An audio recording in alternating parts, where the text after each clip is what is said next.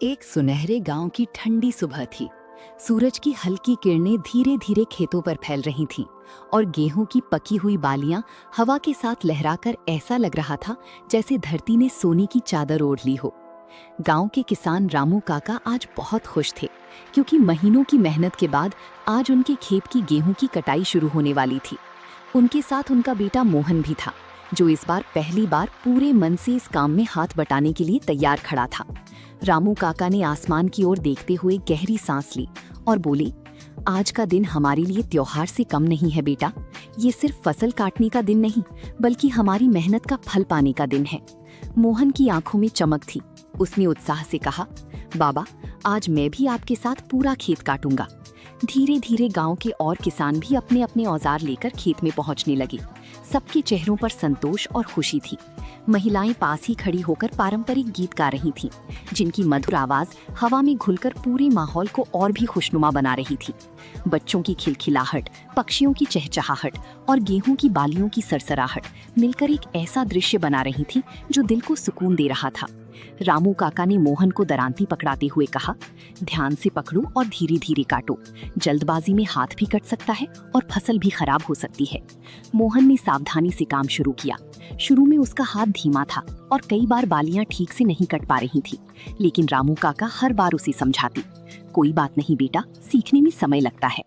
मोहन धीरे धीरे सीखने लगा और थोड़ी ही देर में उसका आत्मविश्वास बढ़ गया।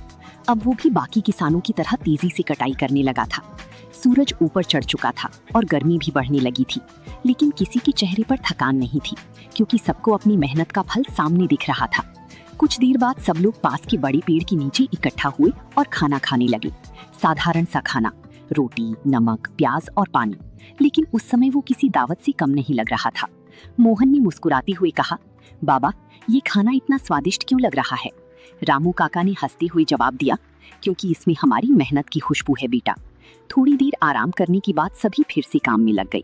अब मोहन पूरे जोश के साथ काम कर रहा था। उसके चेहरे पर पसीना था, लेकिन आंखों में खुशी साफ दिख रही थी। धीरे धीरे पूरा खेत कटने लगा और गेहूं की ढेर एक जगह इकट्ठा होने लगी। ये देखकर रामू काका की आंखें भर आईं। उन्होंने मन ही मन भगवान को धन्यवाद दिया और सोचा कि इस साल उनकी मेहनत रंग लाई है। शाम होने लगी थी। आसमान में हल्की लालिमा छा गई थी और ठंडी हवा चलने लगी थी। पूरे दिन की मेहनत के बाद आखिरकार पूरा खेत कट चुका था। मोहन ने चारों ओर देखा और गर्व से कहा, बाबा, हमने कर दिखाया। रामू काका ने उसके कंधे पर हाथ रखते हुए कहा, हाँ बेटा, ये हमारी मेहनत का फल है। घर लौटते समय दोनों के कदमों में थकान थी, लेकिन दिल में सुकून और खुशी भरी हुई थी। रास्ते में मोहन ने धीरे से कहा, बाबा, आज मुझे समझ आया कि असली खुशी क्या होती है। मेहनत करने के बाद जो संतोष मिलता है वो कहीं और नहीं मिलता। रामू काका मुस्कुराए और बोले, बिल्कुल सही कहा बेटा, यही असली जीवन है। उस दिन के बाद मोहन के लिए खेत सिर्फ काम की जगह नहीं रहा, बल्कि उसकी पहचान और गर्व बन गया।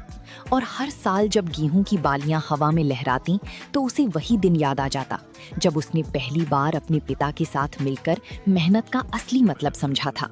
और उसे ये एहसास हमेशा दिलाता था कि सच्ची खुशी मेहनत और सादगी में ही छुपी होती है।